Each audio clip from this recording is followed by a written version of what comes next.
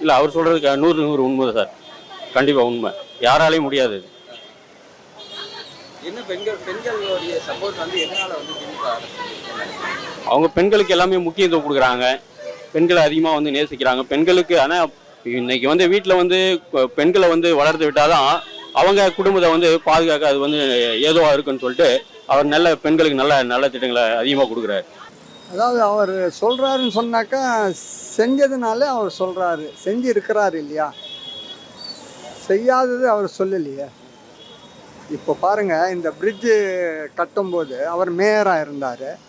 எத்தனை தடவை இந்த ரோட்டில் நடந்து போனார் வந்தார் தெரியுமா? நாங்களே கடையிலேருந்து பார்த்துருக்குறோம். இங்கே இந்த இடத்துல தான் ஸ்டேஜ் போட்டு இது வந்து இனாகுரேட் பண்ணாங்க இந்த பிரிட்ஜை. இந்த மாதிரி எத்தனை பிரிட்ஜுங்க கட்டியிருக்கிறாங்க, எவ்வளோ நல்லது செஞ்சுருக்கிறாங்க. அதெல்லாம் வச்சு தான் அவங்க வந்து நம்புகிறாங்க வருவோம்னு சொல்லி.